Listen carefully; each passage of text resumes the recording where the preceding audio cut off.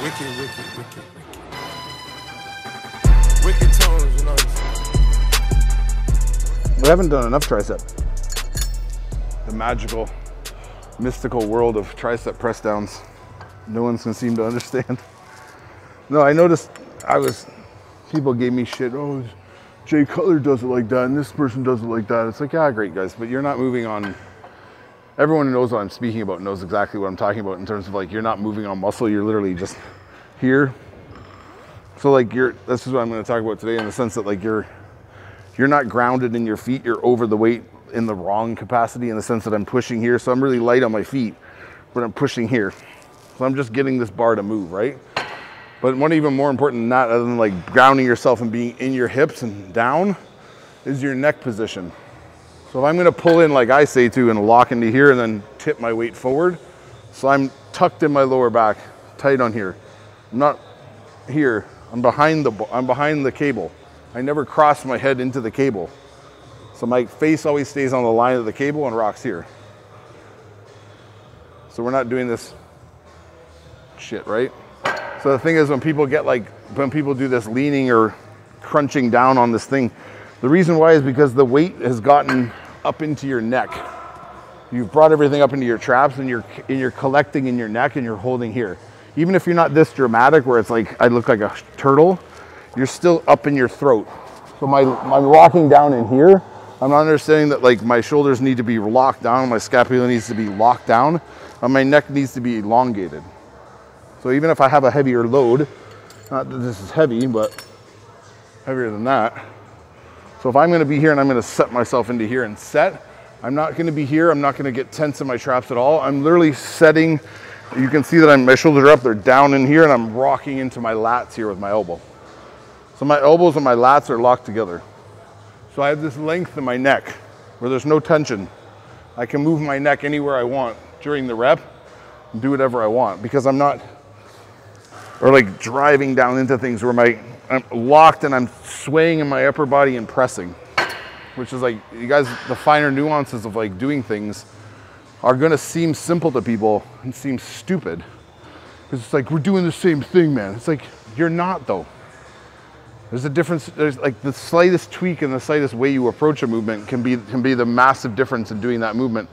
Whether it's a sports movement or it's a fucking, any type of movement in the world. You could be driving your fucking car, right? There's a certain way to do things, and if you lock things down properly, you're gonna move more efficiently, right? So if I get tired here and I have this long neck posture where my head's literally pressed back like this and I'm lengthened, I have pressure coming up the back of my neck.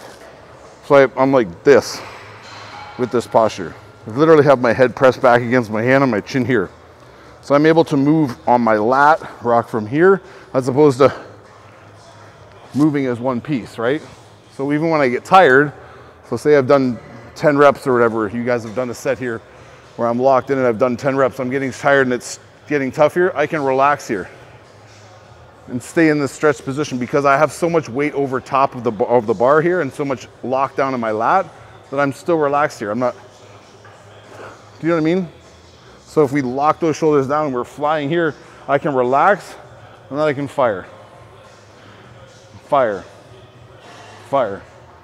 So we're gonna extend sets longer, we're gonna stay on tricep longer, and we're gonna understand that when that hand flies up, that pull on that tricep goes there, we relax, we fire. So now we're holding in the depth of our elbow on our lat, and we're rocking up through hand, push. It's not all hand and trap as hard as I can push down, right? It's like there'll be a difference, like even if people think they're doing this or that right, but they think that like, oh, Mike's doing it, that's the way Jay Cutler does it, that's the way this guy does it, whatever. It's like, you don't know what they're feeling, and your balance is probably the number one thing that's off. You're not putting weight on the bar. You're not really putting weight on the bar, because really putting weight on the bar, even with that weight, looks like this to most people. Like, see how over exaggerated I am on my hands, that if you kicked my foot out, I'd fall hard as fuck. Whereas here, if I'm locked down and I'm sitting in my hips and I'm grounded into my feet in the floor, if I'm going here and something happened where all of a sudden this slipped out of my hand, I'm here still. I'm literally stuck here. I might rock forward, but I can catch myself. But the motion of the Intention of my weight is in the bar, setting my feet. I'm not light here. I'm driving down into the floor with my feet every time. I'm not just trying to flick a bar in midair. So once you get that down where we can lock here, then it's a matter of that posture and that neck moving through here. So again, we're locking scapula down, we're tucking arms in, our head's back, chin down, rocking here. So it's almost like a pull up and then rock down through, right? It's the same thing when we do how we demonstrated the bicep curl, how when you do the bicep curl, you lock down on things here and move up through as one piece. Elbows and lats rocking together. It's the same as elbows and lats rocking here. Just the other side of the arm, right? So a lot of movement carries over across exercise and across body parts, right? So these little hacks and the ability to really lock down on things like tricep and bicep, same type of thing. Again, we're locking on lat, we're tucking shoulders down. The easiest way to put it is tucking shoulders down and in, and then locking into lat. And then from that position with that flat shoulder across, where my shoulders are flat across, my neck's long, my head's back, I can curl from there, I can press from there.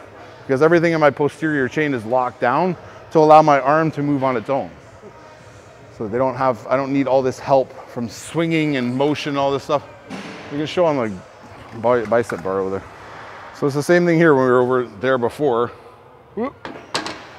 If I'm locking elbow and lat together and I'm pulling a bar into here, this is my rocking point from here up and down, right? Elbow and lat moving together. Elbow will move a bit, but it'll rock down into lat, almost like a pullover feeling when we press, where that lat's getting pulled forward with that elbow and then firing through that tricep, right? So it's the same with the curl. We talked about this before.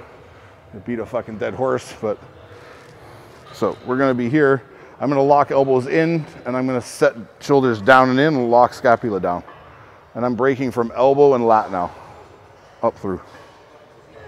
So my head doesn't move, doesn't do this either. It's just I rock with the motion of my body from that midpoint of my back where my lat and elbow are together, rocking here, up through. So I break on lat, break on elbow, up, up. Same as the press down. So that midline, basically that midline of your back, let's say your midline of your back around maybe below nipple line here, goes around your back, that's your tipping point for things. Because that's where my elbow and my lower lat are basically gonna lock in and force my shoulder to stay down and press, or force my shoulder to stay down and curl. So I don't get this or that happening, right? Argue with that.